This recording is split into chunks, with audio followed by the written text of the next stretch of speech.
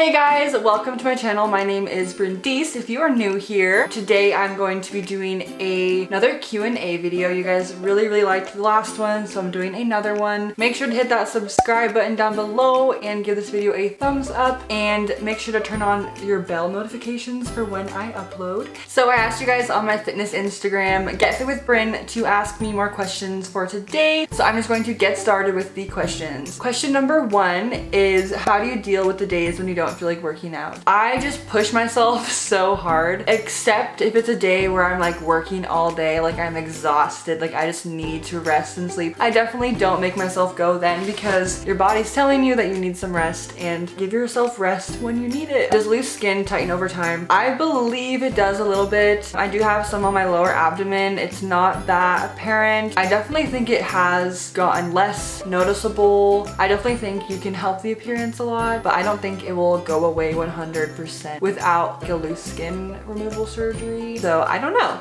Did you ever have red stretch marks? What happened to their appearance after weight loss? Yes, I have had stretch marks since I think I was like 10 or 11 years old when I started going through puberty. I got them on my hips. I also have a lot on my stomach from just gaining weight, and now here, I'm definitely wearing sweatpants, I'm sorry. So here are my stretch marks now on my stomach. I just self-tanned, and I have them on my arms too, and like right here. Boom, boom, boom. But I have them everywhere. I have them here too. But honestly, stretch marks like don't matter at all. Everyone either has stretch marks or will have stretch marks in their life, so they're nothing to be insecure about. They're completely natural and normal. Did you take any supplements when you started your weight loss journey? I took pre-workout. I don't know if that is considered a supplement, but I took pre-workout. I also did a weight loss competition. Well, I kind of did it. Basically what happened is the 6-week period when the competition was, 10 days out of those 6 weeks I was in Mexico. So it just didn't really work out that well with my schedule, but it definitely helped me, just like give me motivation to go to the gym and stuff. I didn't finish the competition, I didn't win, but during that time I was taking carnitine and CLAs, and those are both fat burners, but I don't think I took them enough to actually give me a lot of progress because I wasn't consistent with it. For one, I didn't finish the cycle, so I took maybe a fourth of each of them, so I never like finished it. So I did take some things, but I don't think it helped me at all, is what I'm getting at. How many calories did you eat while you were heavier while trying to lose weight? I shot for like 15 to 1600 when I was losing weight. Do you use pre-workout? If so, what brand? Favorite pre-workout? I have used a few different pre-workouts. I have used Havoc, Insane Labs, Total War. I've used those 3 brands, I believe. My favorite out of those is Havoc for sure. Total War was really intense. I couldn't stop doing cardio. I was literally like stuck. I couldn't stop my body. So that one was a little too much for me. So this next question I have gotten so many times. It is just so easy to come off the wrong way, but it's, do guys treat you differently, and then do people treat you differently ever since you lost weight, and how? Everyone treats me completely differently now. It is very weird. I feel like I'm in a whole nother world. I just don't want to come off conceited or full of myself in any way, because I am not. But to answer the question, I get treated completely differently. I've never experienced this much attention in my life combined the past 2 years. It is crazy to me. I feel like I am like in a whole new life. People are so much nicer to me. They are so willing to help me. I realized the last couple months, like, people actually listen to what I say now, because they used to not. I would say something and I wouldn't be able to tell if I said it out loud or not, because no one would even acknowledge me. I'm treated just extremely differently. I've never had attention from guys ever, and I definitely am getting more attention in that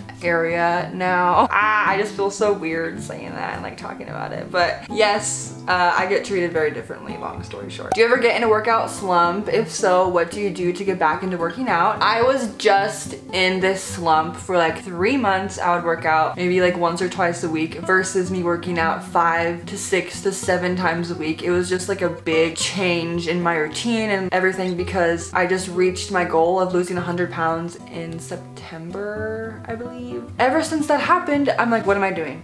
Like, what am I doing now? What's the plan? Like, what am I working towards? So I would be at the gym and I would just like kind of be filled with like anxiety. Sorry, I just changed the lighting. It got kind of dark in here. But I was basically just like, I was super confused with what I was trying to do. So to get out of this slump, what I found is just setting new goals. So setting something that you can work towards again, because if you don't know what you're supposed to be working towards, it's really hard to have that motivation and determination for one, because what are you determined about? What are you motivated for? It's easier to work out and eat healthy when you have a certain goal in mind. So what I did, I was in this slump for like 3 months. I needed like a purpose almost to be doing something, to be fulfilled when I accomplished it, you know? Like, sit down, think about what you want, think about a goal you can set for yourself. How to recover from a cheat day and not have it turn into a cheat week. Love you too. I would say just, you know, once you have your cheat day, or if it does turn into a cheat week, don't get down about it, because one day or 1 week will not affect you, but giving up will affect you. Stopping everything you're doing will affect you. That will make you not reach your goals, not that week off, not that day you were off. It's giving up is what affects it. So as long as you just get back into your routine and keep going, that is all that matters. Don't get down on yourself. Don't give yourself crap for eating a burger or not going to the gym. Don't punish yourself. Just keep going. That's all. Just keep going and treat it like it's a new day. You know, you're doing it again. You're on track. Just keep going. What was more difficult for you, the eating right or exercising? I love this question because they work really well together. If your eating is inconsistent, it's really hard to make progress. The eating is what's hard for me because it's really hard for me to have self-control with not overeating and like not eating out. So definitely eating was harder because I loved working out. It was so fun for me to like learn and challenge myself and see how like your body changes. I think it's just so interesting. So I love that part, but the food is definitely the hardest part for me. How to not get discouraged after eating something that's not healthy. So I learned this from, I can't remember what his name is, but I'll pop up his Instagram here or something. He explained and taught me that there's no good or bad food. There's no one food that will make you gain weight.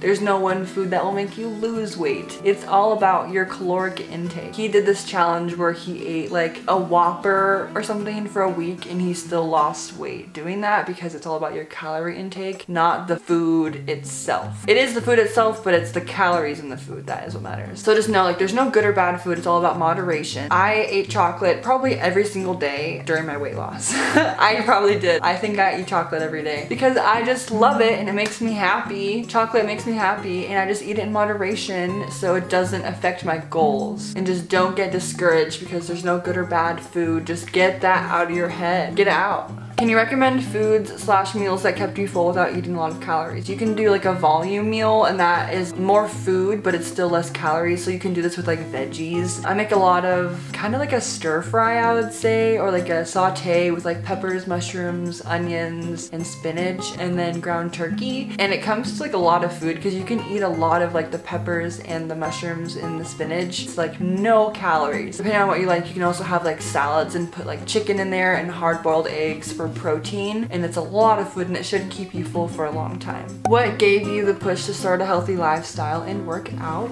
So I have Crohn's disease. I think I've mentioned this before a few times. It is an autoimmune disease. Basically, when I was overweight, I was very unhealthy. I was in a lot of pain. I had joint pain as well from being overweight, plus my medication I was on. So I was just overall very unhealthy and in pain every day. That was just very depressing. I couldn't do a lot. It affected my work, it affected my day-to-day, my sleep, my social life, it affected everything. So I just knew I didn't want to be like that anymore, and I knew something had to change. And I was also just very unhappy with my weight and my appearance and my confidence. I was so very insecure with everything, and I knew what I wanted to be. I knew how I wanted to feel and how I wanted to live. So, and I knew I needed to make a change with my weight for that to happen. So I just started working out. I knew I needed to change, and I made the decision for myself. I need to change. I'm doing this for me. And that is how I started. How did you stay with it, and how did you measure progress besides the scale? So staying with it, you need to be determined, have your goals, pump yourself up, reward yourself. So what I did for tracking my progress is I did these